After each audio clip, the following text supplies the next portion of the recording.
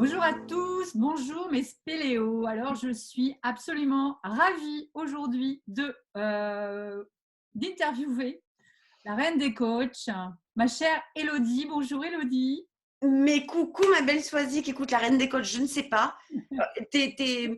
Ta communauté, ceux qui nous regardent vont voir cette couronne. Vous allez peut-être que vous ne comprenez pas comment ça se fait qu'on fait ça aujourd'hui, ce qu'on a sur la tête, mais on va vous expliquer. Donc soyez tranquilles. Ouais, tout va bien se passer. On va vous expliquer tout ça. Moi aussi, vous avez vu, j'ai cette Ouais. magnifique couronne. Élodie Florenti. Donc, le mieux, c'est que tu nous dises qui tu es, Élodie. Et puis, voilà. Et puis après, on va aller approfondir et on va aller faire un peu de spéléologie avec toi aussi. Eh ben, dis donc, mais pas fini. Alors on y va. Alors moi c'est Élodie Florenti, donc je suis provocatrice d'action pour le succès des femmes entrepreneurs. Ça fait 3-4 ans maintenant que je suis lancée, que ma mission, celle qui me fait le plus vibrer au monde, c'est celle-là, quoi. C'est accompagner les femmes entrepreneurs à vraiment redécouvrir leur potentiel, redécouvrir leurs valeurs, se démarquer pour les amener à avoir la vie qu'elles souhaitent avoir avec leur business, bien entendu. Mm. Et donc, si je t'ai demandé justement, ma chère Elodie, alors est-ce que avant peut-être qu'on aille un peu plus loin, comme ça on va comprendre, et puis après on montrera notre beau t-shirt, Ah, mais carrément. hein, on va le cacher pour l'instant. Est-ce que tu peux nous expliquer pourquoi on a cette magnifique couronne sur la tête? Mais évidemment, j'attendais que tu me poses justement la question. Donc, alors cette couronne, c'est la couronne des Wonders. C'est en fait une communauté que j'ai créée l'année dernière, sans vraiment trop d'attente. C'était vraiment un kiff personnel. En fait, je me disais, c'est pas possible que moi, je suis dans une situation aujourd'hui où j'ai vraiment à cœur de partager avec des femmes. J'ai vraiment à cœur, je sais autour de moi combien il y en a qui manquent de soutien, qui ne sont pas comprises, pas entendues, pas écoutées, qui se retrouvent seules dans leur business, devant leur ordinateur, et c'est affreux. C'était vraiment mon ressenti de départ. Et je me suis dit, mais si en fait, moi, je ressens ça, c'est pas possible que je sois seule, en fait, tout simplement. Et un jour, je discutais avec mon mari et ma fille, et puis, je sais pas, il y a cette idée de… C'est vraiment le terme qui m'est venu comme ça, les Wonder Business Women. Je me suis dit, mais en fait, c'est ça, quoi. Les femmes sont des Wonder Women et elles sont en affaires. Mais c'est ça. Et ça m'a tellement fait vibrer que le lendemain, je suis allée protéger le nom, tout. J'avais rien fait encore. Et je me suis dit, et là, j'embarque et je vais les embarquer avec moi parce que je veux qu'elles goûtent au côté magique de l'entrepreneuriat. L'entrepreneuriat, le business, c'est pas que des emmerdes. Oui, bien sûr qu'il y a des travers, bien sûr qu'il y a des défis, bien sûr que c'est quotidien, mais il peut y avoir tellement plus beau, magique. Et le wonder, c'est quoi? C'est le merveilleux. Wonder, ça veut dire étonnement, ça veut dire génie, ça veut dire merveilleux. Et c'est exactement l'univers des Wonders qu'aujourd'hui on a, dont tu fais partie aussi avec ce groupe. Et il y a une de nos membres du groupe qui… Alors moi, mon branding, bon ben, tu le sais, d'autres le savent peut-être, d'autres non. Donc évidemment, tout tourne autour de l'univers de Wonder Woman, de la super-héroïne qu'elle est. Et puis, il y a une de nos membres qui est super active, Jacinta, qui m'a dit, Hello, j'ai trop envie de faire les couronnes des Wonder. Est-ce que tu me laisses faire les couronnes des Wonder? Évidemment. Et elle a pris les devants parce que c'est quelqu'un qui est hyper actif et qui a commencé à nous faire ses couronnes. On s'est retrouvés en événement. Je ne me rappelle plus lequel c'était en C'était premier. pour la Peut-être que meilleure c'est… année de votre Oui, vie. exactement. Ça devait être ça. Elle a commencé à faire la distribution. Et là, pendant 3 jours, j'ai des nanas qui sont venues et qui m'ont dit, mais Hello, nous aussi, on veut faire partie de ça, sans même savoir ce que c'était. Et là, je me suis dit, la magie est en train d'opérer. Ah oui, C'est pas moi qui donne ça, c'est toutes les nanas qui ont créé cette communauté des Wonder. Alors, ouais, j'ai lancé le truc, mais sans vous, les filles, ça n'existerait pas, et surtout pas de cette façon-là. Et quand j'ai vu toutes ces nanas pendant 3 jours qui m'ont dit, mais nous aussi, on veut faire partie du groupe sans même savoir ce qui s'est passé, je me suis dit, j'ai gagné. J'ai gagné. Je suis alignée, quoi. C'est mon truc. Et voilà. Ouais. Et depuis, l'aventure continue, c'est merveilleux. Ouais, c'est vraiment un groupe fantastique. Enfin, moi, je prends beaucoup de plaisir, en tout cas, à y être. C'est vrai Merci. qu'il y a vraiment des choses assez fabuleuses qui se passent au niveau énergie, au niveau des valeurs aussi que porte le groupe. C'est vrai. Voilà, c'est les tiennes aussi, ces valeurs-là.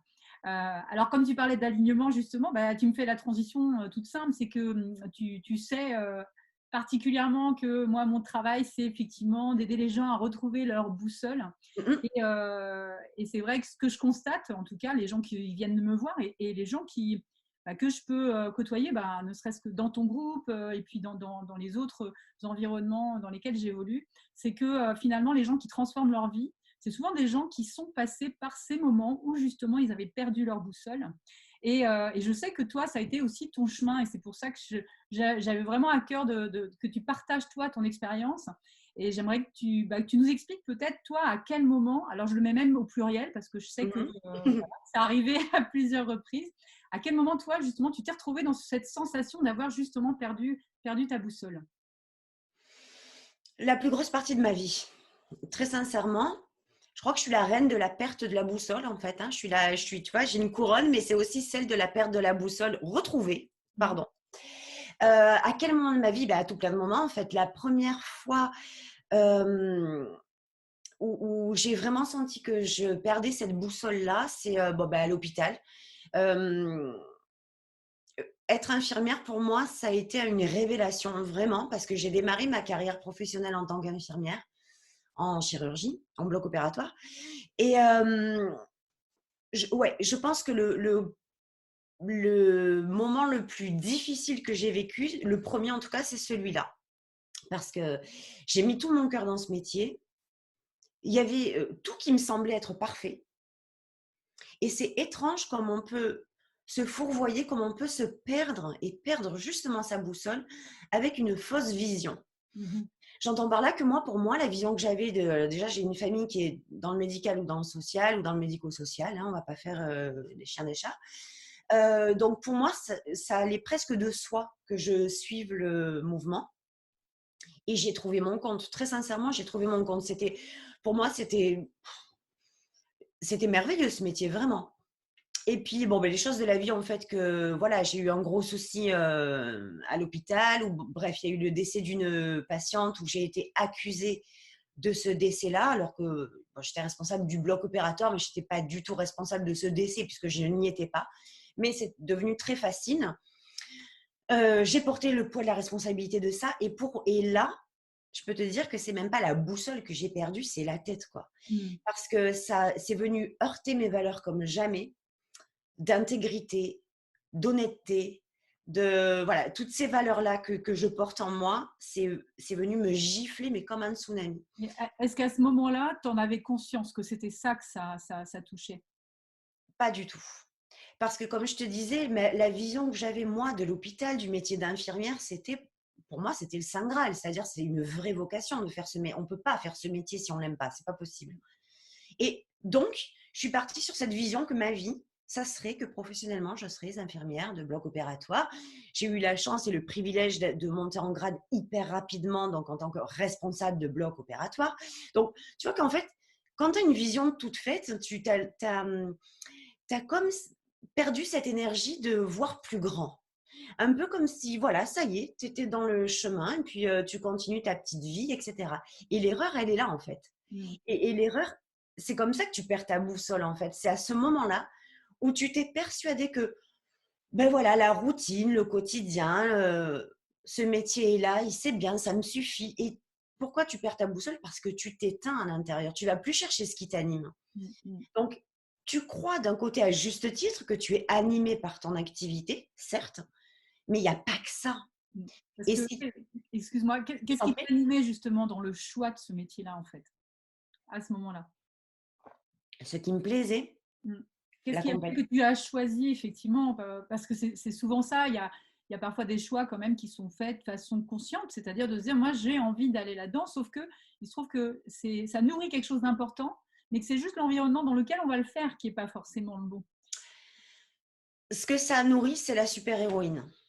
La sauveuse, je te le dis clairement, hein, aucun souci avec ça. C'est l'aspect super-héroïne de me dire, mais moi, je vais aller aider les gens. Je vais aller les sauver. Et en plus, c'était vraiment ça, quoi. J'étais pas en petite chirurgie, c'était vraiment de la très grosse chirurgie. Donc oui, il y avait beaucoup de gens qu'on devait sauver. Il y avait cette partie-là qui en moi était vraiment extrêmement nourrie. Et le truc que je me suis toujours dit, mais même enfant, hein, c'est que les gens, quand ils me rencontrent, ils m'oublient pas. Je veux laisser une trace chez les gens avec qui j'échange ou dans mon travail. C'est pas que je ne veux pas qu'ils m'oublient, c'est que je veux leur laisser une empreinte tellement positive, tellement nourricière aussi, qu'ils m'oublieront jamais. Et donc le truc, c'est pas, je m'en fous qu'on m'oublie ou pas, c'est je veux donner Ouais. et qu'on se souvienne que un peu comme un héritage, si tu veux, comme ça éparpillé. Mm. Voilà, qu'on se souvienne de moi pour ce que j'ai donné, pas par ego ou quoi que ce soit. Voilà. Mm. Donc évidemment que ça, c'est hyper, dans un milieu comme ça,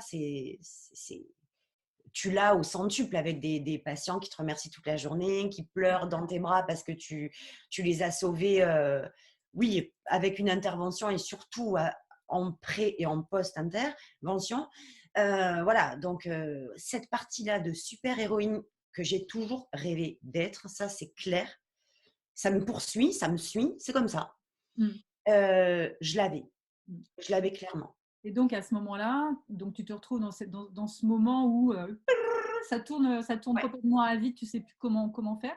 Qu'est-ce qui à un moment donné voilà, s'ouvre à toi? Qu'est-ce que tu entrevois? Dans quel état d'esprit tu te trouves?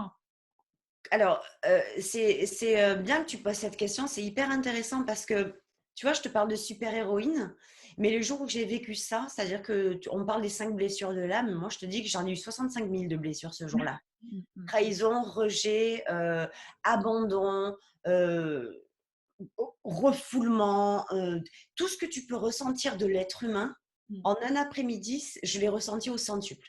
mm. Et la super-héroïne, elle s'est cassée dans tous les sens. Vraiment, celle que je croyais être nourrie évidemment par mon métier, mais la nana forte qui passe toutes les épreuves de la vie, là, je peux te dire que je me suis ramassé une gamelle, mais comme jamais.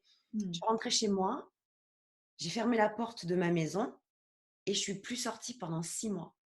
C'est-à-dire que j'étais cassée de l'intérieur.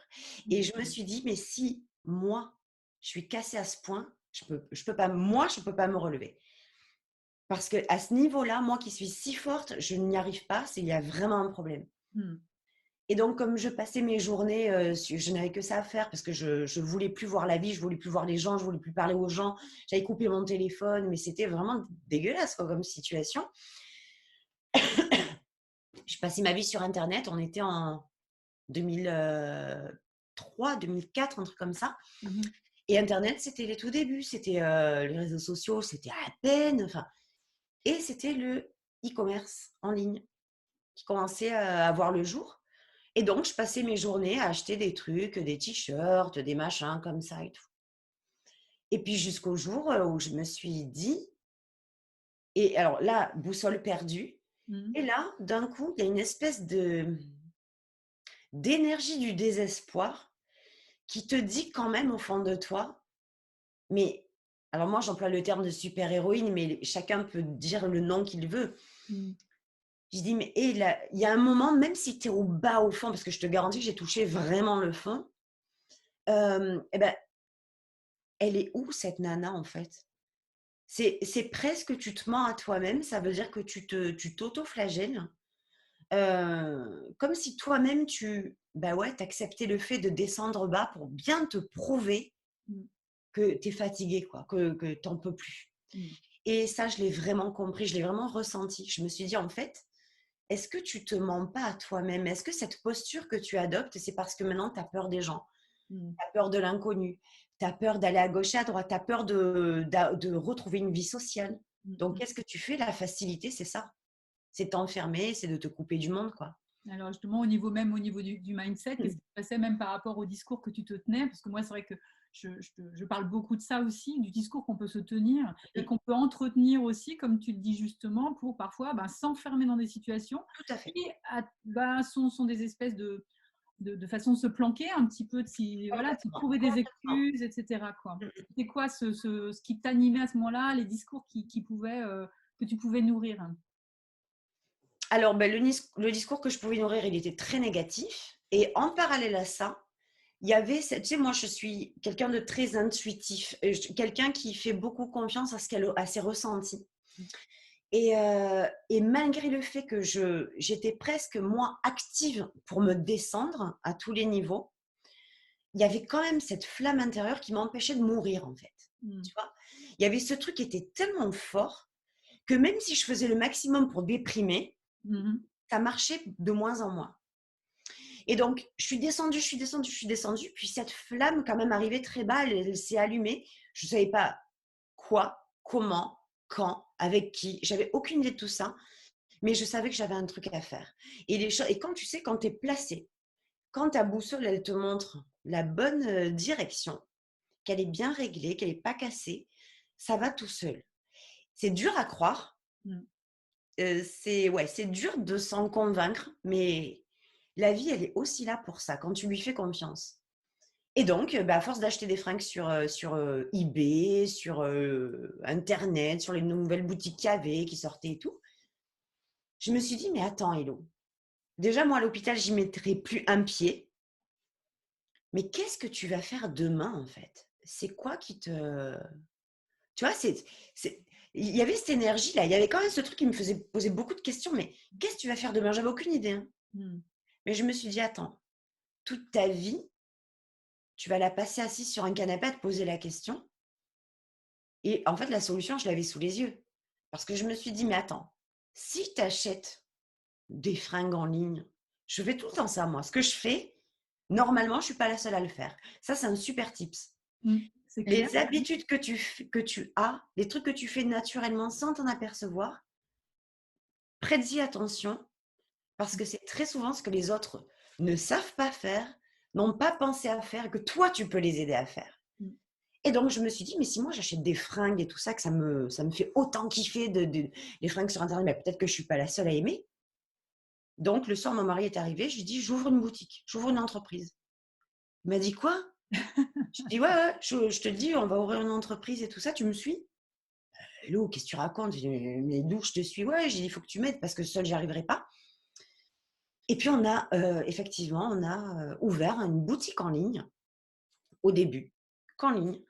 Et effectivement, ça a super bien marché dès le début. C'était le tout début d'Internet. Mm. C'était la mode 10 fois plus qu'aujourd'hui. Aujourd'hui, c'est une habitude. Mm.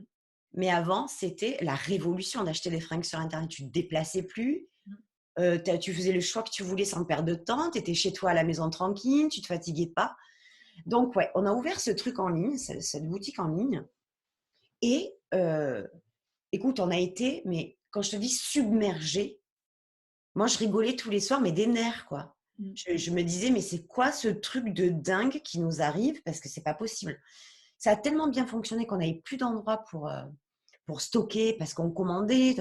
On en avait partout. J'en avais dans la cuisine, dans les chambres, dans la salle de bain, des cartons, au garage, j'en avais partout. Et j'ai dit à Seb, mon mari, j'ai dit, écoute, là, on peut plus, quoi. On peut plus. Et écoute, la vie, comment elle est faite. On ouvre les petites annonces et il y a une boutique, enfin, il y a un local à vendre. On ne sait pas où c'est. On appelle le mec et la fille, donc c'était un couple, qui me disent, en me donnant l'adresse, en fait, que ce local est pile en face de l'hôpital où je travaillais. Mais quand je te dis pile en face, c'est l'hôpital, la boutique. Incroyable. Donc, double pied de nez à la vie, mais qui m'a un peu porté préjudice, soyons très clairs, parce que moi, j'étais partie de l'hôpital, j'ai tout abandonné. Les filles avec lesquelles je travaillais, y compris, je n'avais plus la force de parler à ces filles-là. Elles ne m'avaient rien fait, hein, mais j'arrivais plus. Le mot hôpital me faisait vomir, quoi, tu vois. Et là, je me retrouve en face d'un hôpital où il y a toutes mes collègues de travail, mes anciennes collègues de travail, les chirurgiens avec lesquels j'ai travaillé, la direction qui m'a embauchée, enfin bref. Et voilà, donc c'était un peu compliqué, très clairement. Et puis après, ce local-là, on avait prévu de s'en servir d'entrepôt uniquement, sauf que c'était une ancienne boutique de vêtements. D'accord. Et quand on a commencé à amener les cartons et tout, les gens qui passaient dans la rue, naturellement, nous tapaient à la porte disant « Mais ça réouvre le magasin de vêtements, mais vous êtes en train de réouvrir, mais c'est génial !» Moi, je disais, mais pas du tout, en fait, mais non. Et pendant une semaine où on a aménagé, les gens nous ont dit ça. J'ai dit à mon mari, écoute, on va tenter le coup, c'est pas possible. Je veux dire, il y a quand même, il y a des gens qui, ils savent même pas ce qu'il y a dans nos cartons, ils nous envoient la perche, quoi. Donc, on le fait. Et l'aventure a duré 10 ans. Ah, 10 ans. Ok. Ouais, D'accord. voilà. Ouais. Et donc, à ce moment-là, quand tu as vécu Mmh. ça, est-ce que, euh, est-ce que tu sentais que tu étais à ta place? Est-ce que tu Pas du avais. tout. Pas du tout. Donc Non, là, mais est-ce que tu en étais consciente à ce moment-là? Parce que c'est ça qui est intéressant. non. Bon. Je pense que quand on fait des erreurs comme ça, c'est qu'on n'est pas conscient. Hmm. On n'est pas conscient de ce qui nous attend, on n'est pas conscient de ce à quoi on aspire et on n'est pas conscient de, de la vision. En fait, on n'a pas créé notre vraie vision. Hmm. Donc, encore une fois, on se laisse porter par la vie. Hmm. J'aurais très bien pu dire, bah écoute, ça y est, maintenant une entreprise qui fonctionne ultra bien, un magasin qui marche du feu de Dieu, euh, que demande le peuple en fait? Ouais, ça fonctionnait très bien. Je faisais des heures de dingue, hein. C'est-à-dire, je faisais un genre 9h, 19h dans la boutique. Hmm. Je travaillais sur Internet, je faisais les commandes aussi en même temps. Puis quand j'arrivais à la maison, je répondais aux questions des gens jusqu'à minuit. Donc, tu vois, allez, un 6h du mat, minuit, quoi, en D'accord. clair. Ok. Voilà. Donc, mais évidemment que non. Tu peux pas, tu ne peux pas perdre ta boussole si tu es conscient de la vision et de la vie que tu veux te créer. Et si toi, Swazik, que tu aides aussi bien que ça tes clients, tes coachés, c'est parce que toi, tu les aides très certainement à recréer une nouvelle vision de leur vie avec du sens. Hmm. Tu Hmm. vois? Et c'est ça, le manque de sens. Ouais. Donc, ouais, j'ai ouvert cette boutique, ça marchait bien. Ben, si on te dit que t'as plus à te faire chier en fait dans ta vie, puisque tu as une entreprise qui fonctionne super bien, un magasin qui fonctionne super bien, pourquoi tu vas aller te casser la tête? Hmm. Hmm. Hmm. Ouais. Sauf que, voilà, comme tu dis, le sens derrière tout ça, il est où, quoi? Et qu'est-ce qui a fait justement, ce que tu dis, voilà, pendant 10 ans, et à ce moment-là, de nouveau, la boussole, pang, elle pète, et enfin, tout au moins, enfin, voilà, on va dire que ta boussole, voilà, elle était a priori peut-être orientée, mais pas dans la bonne direction, quoi, en fait. C'est un peu ça. Ouais, les 3 premières années, les 3, 4 premières années, c'était très chouette. Moi, Mm. j'aime la nouveauté. Demain, tu me dis, tiens, fais agent immobilier pour 3 semaines, je vais kiffer. Tu vas me dire, garde des chiens pendant 3 mois, je vais kiffer. J'aime la nouveauté, je m'intéresse à tout. Donc, le deuxième piège est là. Mm. C'est quand on est multitâche, etc., on aime tout. Mm. Et du coup, bah, bien sûr que j'ai kiffé les 4 premières années de ma vie. Notre comptable nous demandait comment on faisait pour atteindre des chiffres comme ça à deux, parce que mon mari est venu me filer un coup de main après, que c'était pas, on se trompait quoi, mais non, pas du tout, on se trompait pas, c'était les chiffres tombés, on faisait ouais de très gros chiffres, c'est vrai. Mais je dois te dire un truc, c'est que tu peux gagner l'argent que tu veux. Quand tu n'es pas heureux dans ta vie, l'argent ne vaut plus rien, zéro.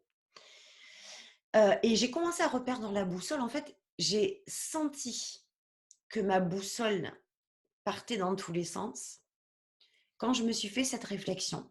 Je me suis dit, mais attends, Hello, maintenant, tu te plains alors que vous gagnez de l'argent, alors que tout fonctionne bien, tout est bien sur les rails, tout va bien, etc. J'ai senti arriver le truc, hein, pourtant. Hein. Mais j'ai continué parce que je me suis dit, ben, ça y est, cette fois, on est bien. Je Mm. suis chef d'entreprise, j'ai plus de patron, je suis libre. Mais quand tu réfléchis bien, un 6h minuit, c'est pas être libre. Mm. Et là, ça commence à me titiller. J'ai dit, mais en fait, je deviens esclave de mon entreprise, quoi. Et ça, c'est pour moi, être esclave de qui que ce soit, c'est pas possible. Mm. Et cette boussole-là, elle a commencé un peu à virer dans tous les sens quand non seulement j'ai ressenti ça, mais en plus, en 2009, 2012, c'était l'apothéose, mais 2009, il commençait à y avoir un petit peu la crise. Tu sais, les gens commençaient à être un peu plus frileux. Il y avait moins de gens qui achetaient, etc. Mais on a continué parce que sur Internet, on cartonnait. Et du jour au lendemain, mais vraiment, quand je te dis du jour au lendemain, c'est-à-dire en 4 mois, et pourtant, je sentais depuis des mois qu'il fallait qu'on ferme. Je sentais, je suis pas bien ici, j'ai plus envie. Et j'ai persisté encore et encore. Et qu'est-ce qui s'est passé? C'est que en 4 mois, le chiffre d'affaires, il s'est cassé la gueule comme jamais. Mais alors, mais vraiment, ça a été encore une fois le tsunami. Et là, je me suis dit, mais c'est plus possible, quoi. Mmh. On va redresser la barre parce qu'on est des forts. Nous, on est forts. On va Et redresser la sois barre. forte, La cape. hein, les belles La... injonctions là, sois forte, Ah toujours. oui, oui, oui, c'est ça, c'est ça. Tu Mmh. vas pas replonger. Et en plus, quand tu as l'ancien burn-out de l'hôpital derrière, tu te dis, mais non, tu le Ouais. sens arriver, mais tu vas pas reproduire les mêmes erreurs. Mmh. Donc, tu te comportes différemment, mais tu plonges aussi dans le piège. Mmh. Voilà. Et donc, du coup, quand j'ai senti qu'il fallait fermer, que j'ai persisté, c'est bizarre, regarde, encore une fois, mes clientes qui venaient au magasin, elles venaient presque plus pour m'acheter des vêtements, en fait. Elles venaient pour taper la discute avec moi, pour me demander mais comment ça, mais très souvent, hein, mais comment ça se faisait, comment j'avais eu le courage de partir d'un poste aussi important à l'hôpital pour avoir une boutique, un magasin, pour devenir à ton compte alors qu'avant tu étais salarié, que tu avais des primes, tu avais plein de trucs, etc. Tu vois, et au fur et à mesure, voilà, ces questions, elles étaient vraiment récurrentes. Et mes clientes, j'étais très amie, enfin très amie, j'étais très proche de mes clientes. Et voilà, on avait des conversations quand même, pas de clients à Ouais. entrepreneurs, mais voilà, un peu de copine à copine. Et j'en avais de plus en plus. Et un jour, il y en a une qui était dans la cabine et qui me, je sais pas pourquoi, elle tire son rideau comme ça. Et elle me dit, mais vous savez, Elodie, ah, c'était pas une amie très proche, c'était une cliente, hein. Mais vous savez, Elodie, rendez-vous compte ce que vous faites. Avant, vous soignez les corps et maintenant, vous soignez les cœurs. Putain, elle m'a dit ça, Swazik. Il s'est passé un truc en moi. Mmh. Et je crois vraiment que si elle ne m'avait pas dit ça, j'aurais pas eu cette sensation-là. Mmh. Je l'aurais pas découvert toute seule. Mmh. Et là, ma boussole, comme tu dis, l'aiguille, elle a fait comme ça. Et, et ça m'a fait un putain de tilt dans la tête. Je me suis dit, mais attends, elle est en train de me dire quoi? Je la connaissais pas, cette femme, hein. Elle avait juste entendu mon histoire parce que ça avait fait le tour de l'arrondissement. Vous vous rendez compte, elle était infirmière. Maintenant, elle vient faire la grimace juste en face pour provoquer. Enfin, voilà, bref. Donc, voilà. Et elle me dit, vous vous rendez compte comme c'est beau, avant vous soignez les corps, maintenant vous soignez les cœurs. Et quand j'ai entendu soigner les cœurs, ça m'a fait un tilt. Et là, je me suis dit, mais c'est ça, quoi. En fait, je passe ma vie sous prétexte de vendre des vêtements à des gens, mais c'est pas du tout ce que. En fait, les vêtements, je m'en fous. Mmh. Moi, ce que j'aime, c'est quand elles partent heureuses, qu'elles se sentent belles, qu'elles se sentent importantes, qu'elles sentent qu'elles ont de la valeur. Je leur vendrai des fourchettes, c'est pareil. Et à ce moment-là, justement, cette phrase-là, quand on revient sur la notion de sens, est-ce que d'un coup, tu Ouais. as compris finalement le sens que tu avais mis toi derrière ce que tu faisais? Sauf que c'était peut-être pas exactement là que tu devais être, mais c'était les prémices finalement d'une compréhension de ta mission de vie un petit peu.